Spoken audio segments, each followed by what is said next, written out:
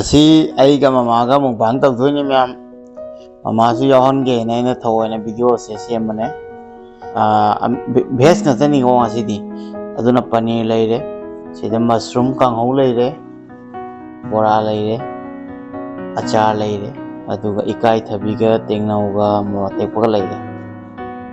आज सिर्फ भेज मुकबांग होगा मम्मी के लिए, मम्मी के साथ करूँगा मैं मुकबांग। पनीर है और ये मशरूम है, पापड़ और ये चटनी, ये भी चटनी और पकोड़ा और कुछ हम लोगों का ट्रेडिशनल आइटम। अदुना मैं आमा कोई मुक ममागा कोई निचाबा होगा मैं आम तो उच्चर आगे। हेलो गाइस, इमानंग हेलो तो हेलो आई ngasi mamaga mukbang tawini miyam idam kana mama usi yahon ke na aduna ngasi di best ngata ni paneer leire aduga akoi mushroom angauba leire aduga loina best ngata ni आज सब best होगा। Mummy के साथ मुकबांग है ना, ये अचार है और ये अमेर पे बोलते हैं इसको आलू अमेर पनीर को मैं बेस्ट नहीं फुल बेस्ट आई थी रह गए अदुगा ममागा खोनी याम नुसिना मुकबांग मसा अमा तौरागे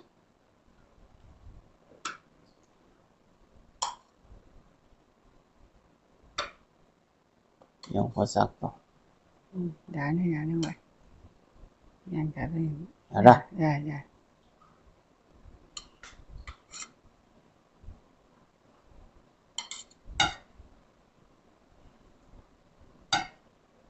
okay ga hoji mushroom ngau ji ha page ma'am sida leire mushroom ngau ba mama makha da phamba nungai te aduna makha da phamba view je phajan thokani mama de khu ki khar problem nei bane na makha da phamba je problem hoy नीचे बैठ के अच्छे से view ला सकता था लेकिन mummy नीचे बैठ नहीं सकता है क्योंकि मम्मी के नी में थोड़ा तकलीफ है तो इसलिए डाइनिंग में बैठ के करना पड़ा अपर हापागे को ini khaba dia ya अपर हापे इकाई थबी लेरे अमेट पखरा हापगे देखो देखा apa besar और अमेट पा भेस होइजो याम हावर जाने कोई मान तो भेसी अदुगा केनो से फिको बोरा झापागे apa बोरा का छिटपा होगे पनीर हापागे को करा apa siap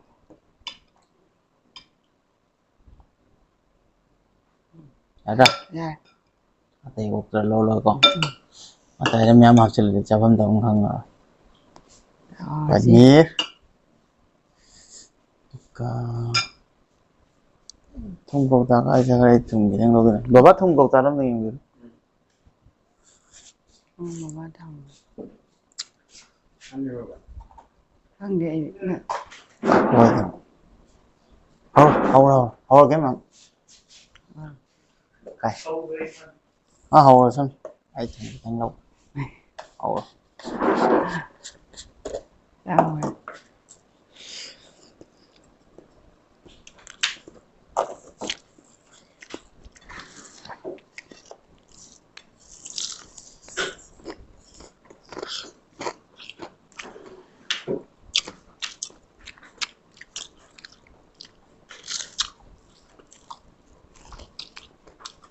nó luôn cái paneer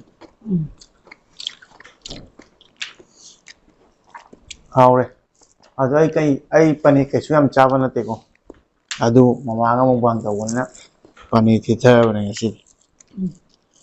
ai em chả này đó mushroom ni jo hao ga do male tang cha ki mushroom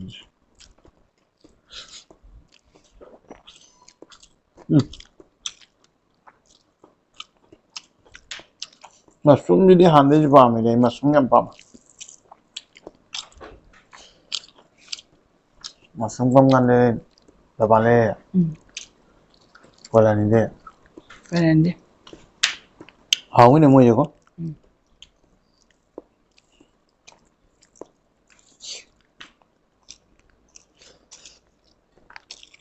jaga इकाई धबी चिक्की को इसको इकाई धबी बोलते हैं। बहुत टेस्टी है।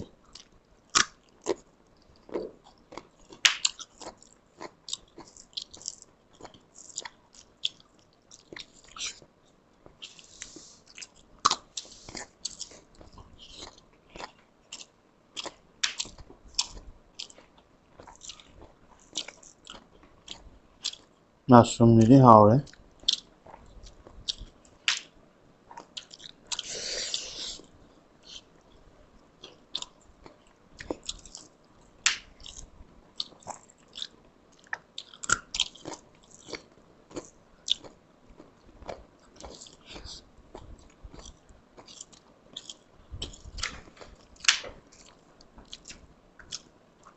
तीनों इन्हें कहाँ पे हैं?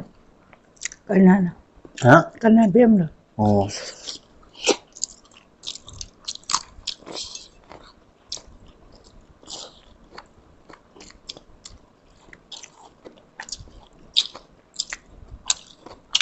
इकाई धबी बोला था।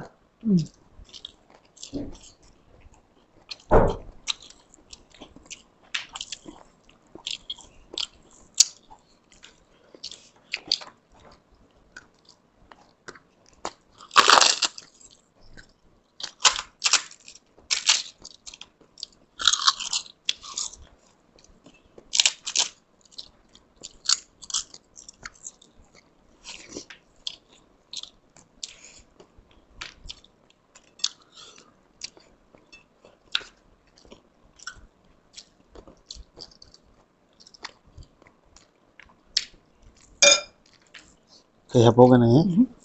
Dapat हाव बड़ा।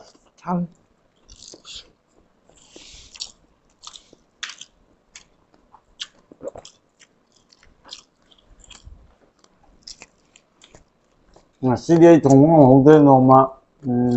ꯄꯅꯤꯔꯒ ꯃꯁꯔꯨꯝꯒꯁꯦ ꯑꯩꯅ ꯊꯣꯡꯉꯒ ꯃꯃꯥꯎ ꯄꯤꯖꯒꯦ ꯑꯗꯣ ꯑꯩ ꯄꯅꯤꯔꯁꯦ ꯑꯃꯨꯛꯐꯥꯎ ꯊꯣꯡꯗ꯭ꯔꯤ ꯇꯝꯒꯦꯁꯨ ꯑꯗꯨꯒ ꯌꯦꯡꯕ ꯍꯥꯏꯗꯨꯅꯤ ꯍꯥꯎꯗꯤ ꯍꯥꯎꯇꯦ ꯑꯩꯈꯣꯏꯅ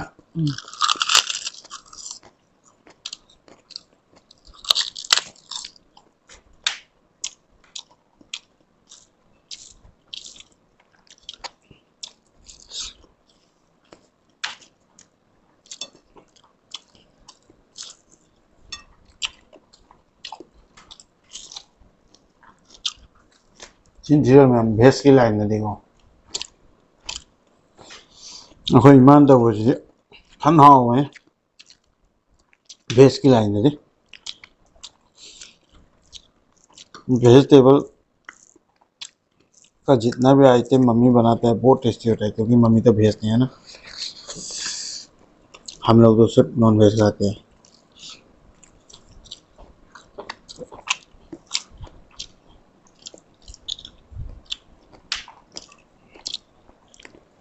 mungkin nấu hồi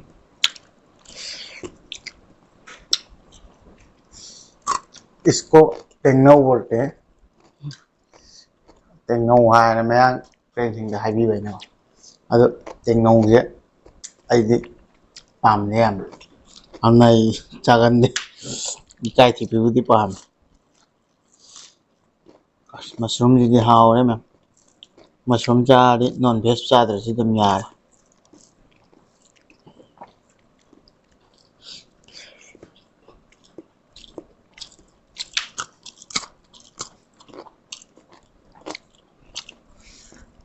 पनीर पोगा हाँ bukan पोगा berapa बोरा ya ना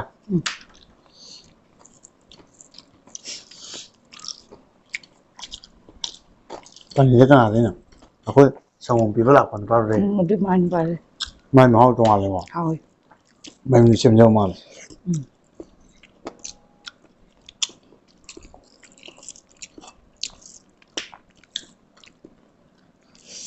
अते के किसे संगों जो फमन Barman không ngon là hăng vậy संगों फमन लगा नहीं gì của mình घी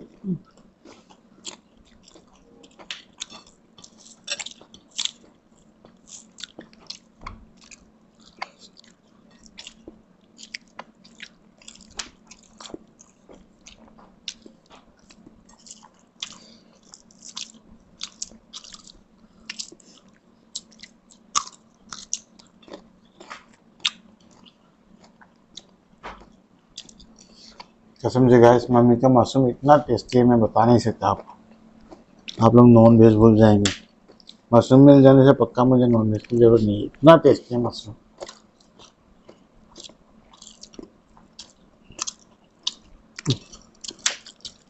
मशरूम ही फन हाव है।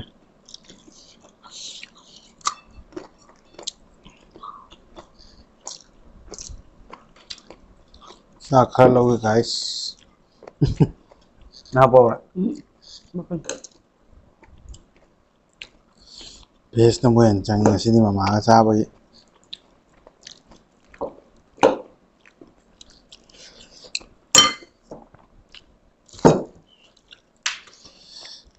मशरूम यम हाव है गाइस।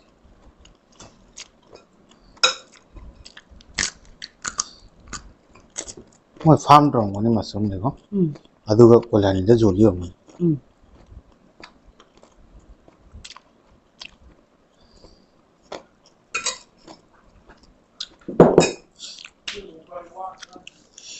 मम्मा वाय amngang de no aku guguna matari lawai mama de wangang ina ma hayo na mama nang wangang de ado ma se sweater di lichil le ko ado pen thai ne hojing mathak sagalak ta na ai mama khara mane yo ai ju inam da je dum December change ko adum ai yam sagal le ana ai alum pot ai lit ya tare hoji pajana mama ju inge na li chelu ya de cham da je sagal le ya na ade pen tha bin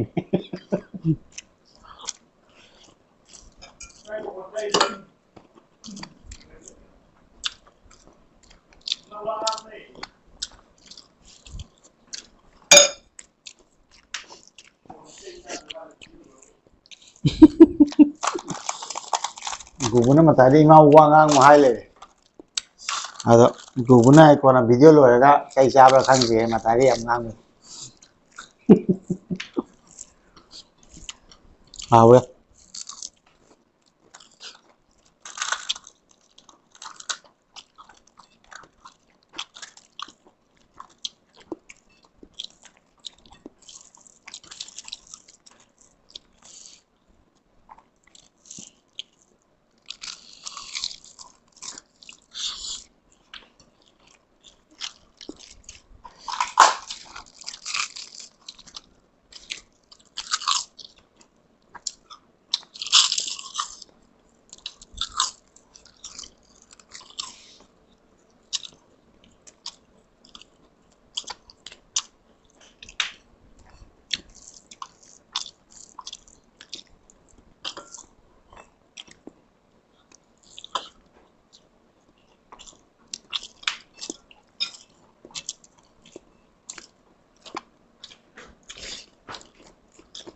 ai cái mang ra nan se bam ba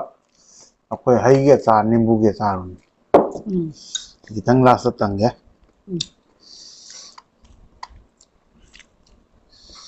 mai ju kitang happy ge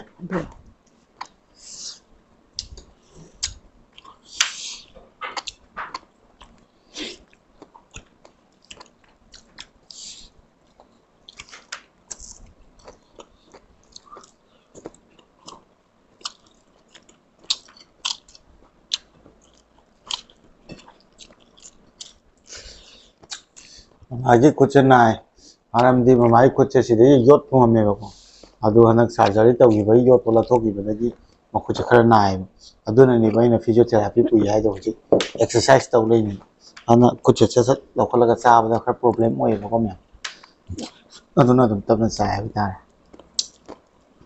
mummy के हाथ में थोड़ा तकलीफ होता है क्योंकि यहाँ में एक तो प्लेट था उसको निकाला गया है सर्जरी के थ्रू तो अभी मतलब थोड़ा दिक्कत होता है फटाफट खाने में, और इसलिए फिजियोथेरेपी जाते हैं हम लोग रोज़ मम्मी के लिए, तो एक्सरसाइज होता है वहाँ पे। तो देखते हैं फिजियोथेरेपी के बाद अच्छा होने से बहुत अच्छा होगा, इसलिए थोड़ा स्लो खाते हैं, कोई बात नहीं। मैं फिर से थोड़ा सा राइस ले लेता हूँ। आई खितंगा लौगे मरमनी मशरूम याम थिना हावे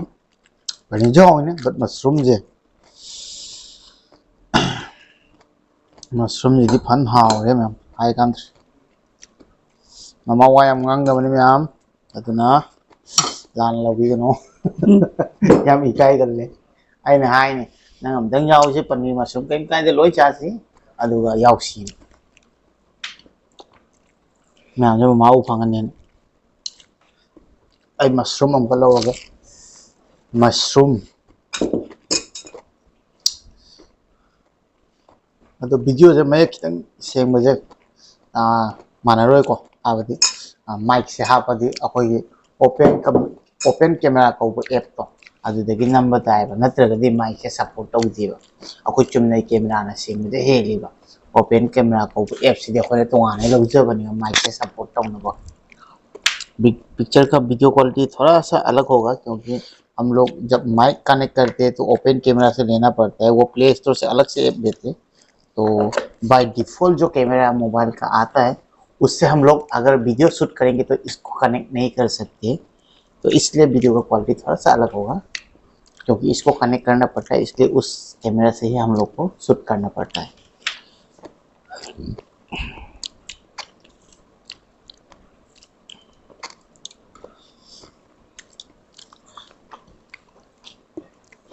좀 여기자대. 애나 성미야 뭔데? 남자대. 됐어요. 좀 하우디 하우가 맛있는데? 아코이 팔람거든 동아리고 야만 타람으로 이거 잠깐만. 신기든 동아리 힘피고. 그냥 저 굽비 어? 아무나 살짝 그가 저기 제가 나쁘면 여보세요. 잘만아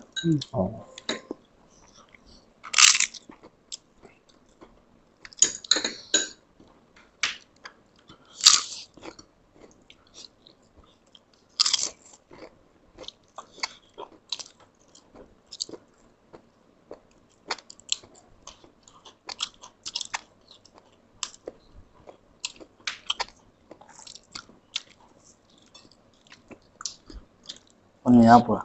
학원.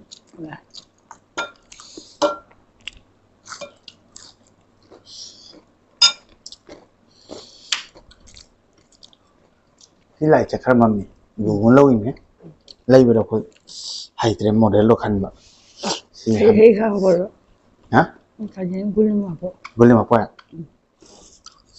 si jahan doga atau bukan atau mau lâu teh kalau kehilangan ngam siapa lah tìm ngọc nó ra cái thằng mới hẹp bộ đây chưa này thầm thì có gu đã lộn gì với tụi mình có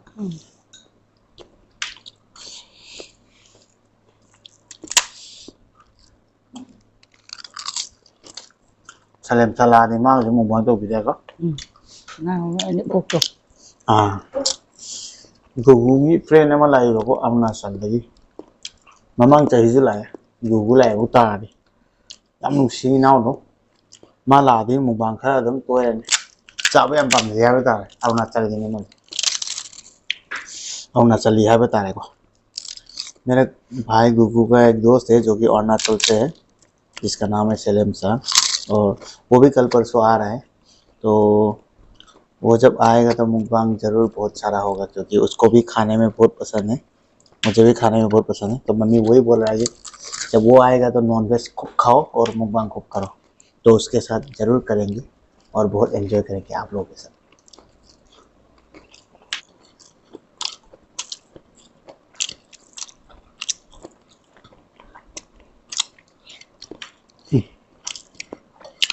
thịt bánh xay này hào đấy मैंने आप लोग देखे हैं 2 2 बार ऐसे खाना ले लें क्योंकि बहुत टेस्टी है। पनीर भी मशरूम भी जितना भी आइटम हो रहा है मम्मी ने बहुत अच्छे से बनाया। तो भेज में भी बहुत टेस्टी बनाता है मम्मी। हम लोग नॉनवेज थोड़ा पसंद करते हैं इसलिए खाते हैं, नहीं तो मम्मी इस तरह से भेज बनाते हैं कि आप लोग को नॉनवेज की जरूरत ही नहीं। भेज आइटम तो फन हाउ नहीं तो भी वो मतलब फन हाउ है जब मारे भेज तो चाले नहीं को भेज तो एकदम हाउ है। आई पुखम से लंग तिक लंग है चचा लोरे हो जी ए सिंग थान नोंग भरो कई चचा बर थक पे आनी को चचा बर आई सिंग थकी। मैं खाना खाने के बीच कभी कभी पीता हूँ, लेकिन हो सके तो मैं नहीं पीता हूँ, बाद में पीता हूँ। जितना चिंग है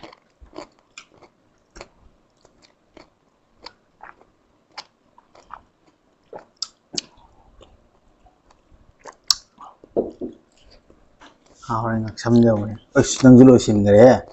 पुखम तेंग ले मैं मशरूम चांग दे अंदर बा तो ले मान ले जाए सन को ले जाए ऐसे गुबुत चा मारे लो ठीक है। और मशरूम जो paneer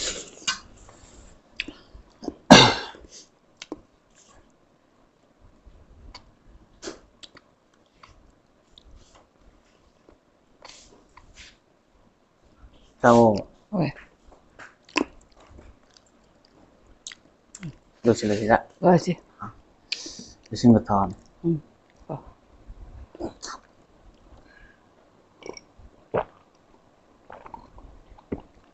nhà con Dạ. làm video rồi đấy làm hầu đấy làm sao bên ngoài đấy ado mà thành video đó cũng thành là gì mà ga khoy ở qua chứ nung ai tên em là đúng ai video comment section đó rồi mà thằng làm video hấp dẫn cái mà ga khoy tôi là đúng paneer ga mushroom ga ta mà sao này mà đi bhesa bani na non bhesa da bani na ado nang ga mai nung ai de hai ro mi ne wa ngang de ne na kana comment đâu ra này